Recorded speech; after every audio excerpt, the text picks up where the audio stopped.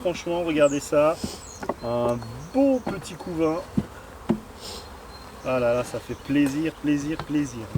Elle est là, une belle reine bien longue, bien en forme. Allez, salut à tous, c'est Robin, bienvenue sur la chaîne Robin Probable. Bien entendu, qu'est-ce qu'on va faire aujourd'hui? On va parler d'abeilles. Des abeilles, des abeilles, des abeilles, parce que là, du coup, on a fini l'hiver. Welcome to the printemps.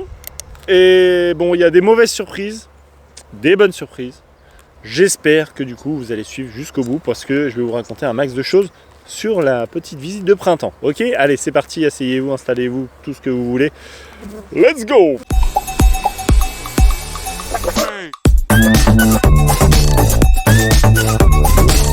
Bon, allez, je vous montre un petit peu quelques petites choses. Je vous montre un petit peu des petites choses sympas.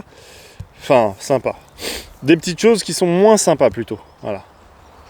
Donc là, du coup, on a affaire à ce qui se passe sur un rucher lambda.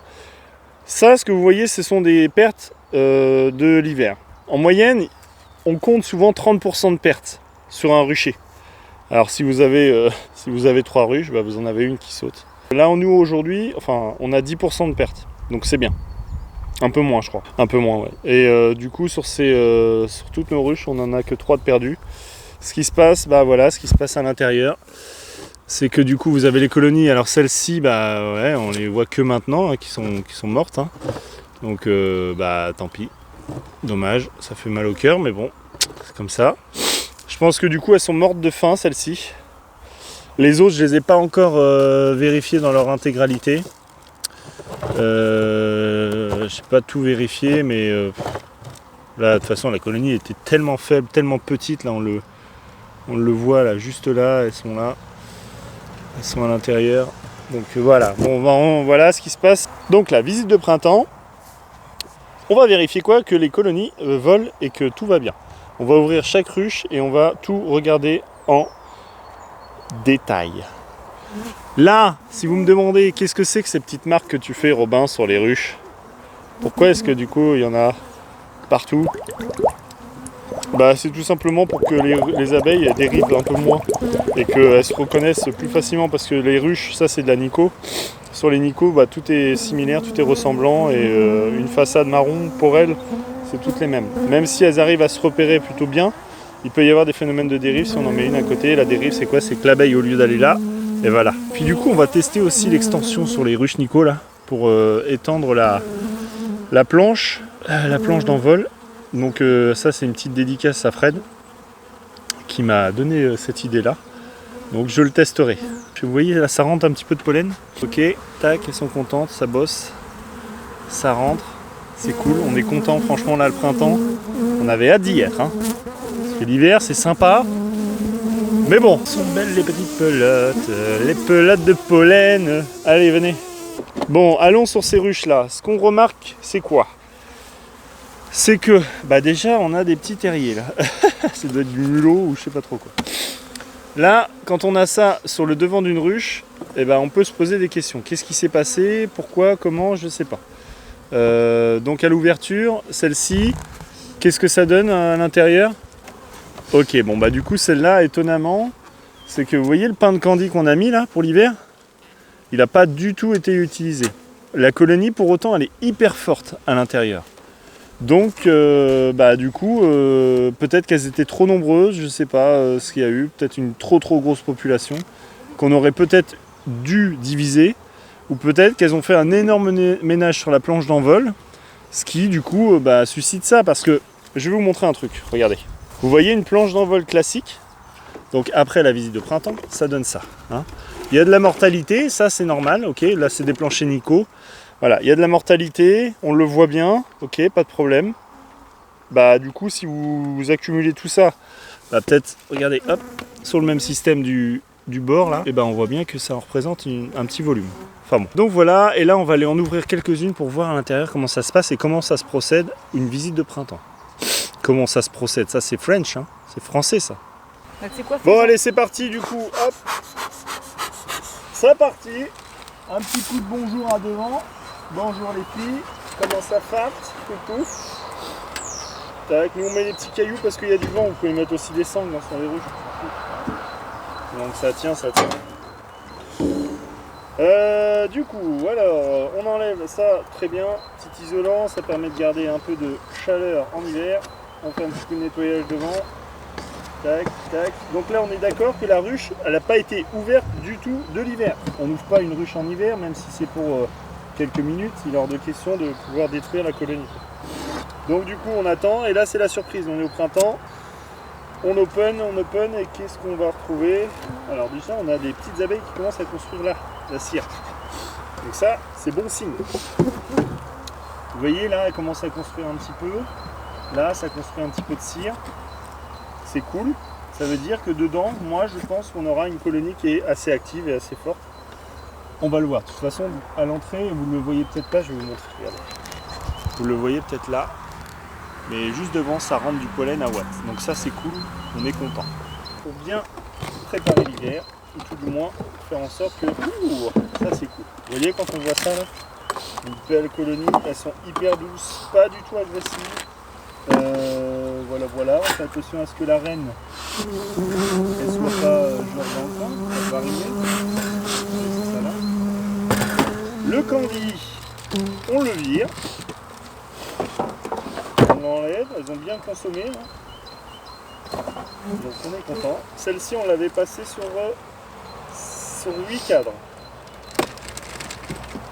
De toute façon je vous avais montré, il me semble, je vous avais fait la petite vidéo.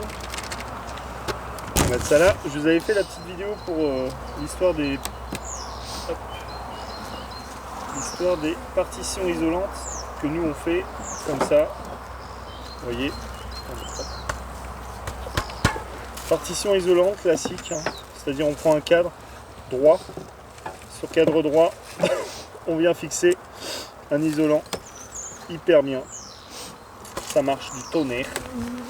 Ça évite d'en acheter des tout faits, vous fabriquez, ça vous coûte moins cher, vous achetez des gros rouleaux d'aluminium comme ça là, avec l'isolant en air, c'est-à-dire les petites bulles d'air.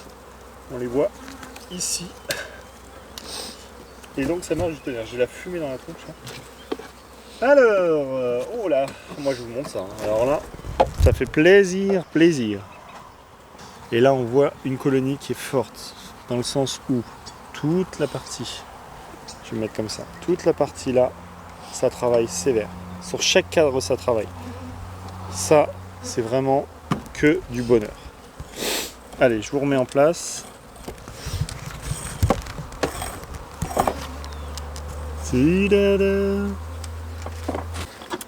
Ça rentre du nectar, c'est trop bien. Là-dessus, on va mettre aussi, bon là, la visite de printemps, voilà, c'est ça, on regarde si tout va bien. On va regarder quoi, s'il y a de la ponte aussi, mais bien sûr qu'il y a de la ponte, je m'en fais pas là-dessus. On va arriver dans les cadres du milieu. Sur ceux du milieu, on va avoir la ponte. Donc là, vous voyez, voilà, on a commencé. Ah bah il y a un petit peu de mal ici. Enfin de la ponte mâle, hein, je parle.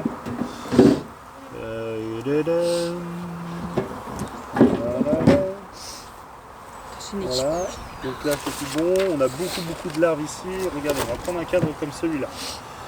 Là sur toute la partie centre, on a tout simplement la ponte, la reine. Bon, c'est un peu, c'est pas super important, mais sur les cadres qui vont suivre, ça sera beaucoup plus important. Sur la périphérie ici, on a toutes les larves qui ont été, qui sont en phase d'operculation. Je regardais en même temps. Tac, vous voyez ça, toutes les petites larves qui sont là, ça bosse. Et ici, après, là vous avez les pollens, les sources de pollen, etc. Donc ça, c'est cool, c'est beau, c'est broche. Les cadres, bien entendu, on les remet toujours dans la même position. Quelques abeilles mortes, ça arrive.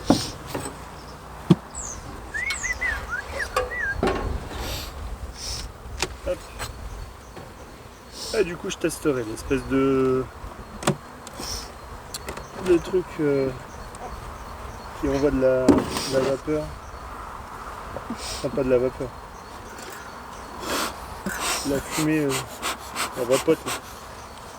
Ça, c'est des beaux cadres. Regardez-moi ça. Là, on a l'élément qui définit bien ce qu'on cherche. Un beau cadre concentré ici. Il y a eu des éclosions qui ont eu lieu là, qui ont déjà été repondues à l'intérieur. ici les sources de miel. Enfin, du moins, il y a du nectar, du pollen, du miel operculé.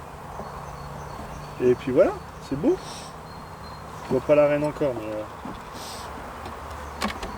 après, pour la trouver, des fois, c'est pas évident. Enfin.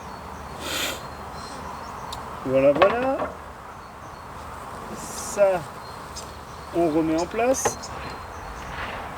Comme on prépare le début de saison, ce qu'on va faire dans ces ruches-là, c'est que nous, on va installer des cadres à mâles. Et les cadres à mâles, ça va servir à quoi? Ça va servir à concentrer. Voilà.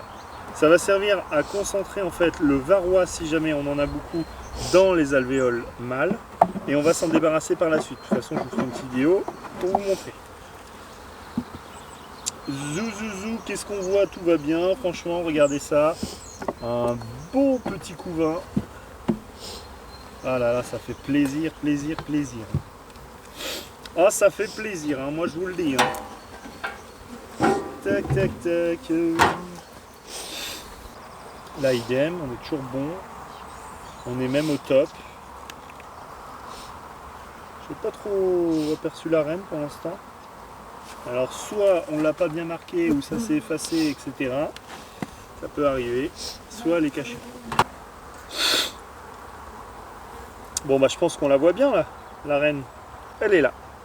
Une belle reine bien longue, bien en forme. Ça c'est cool. Ça c'est cool, on est content, tout le monde va bien, c'est une belle colonie. Allez, on la remet dedans.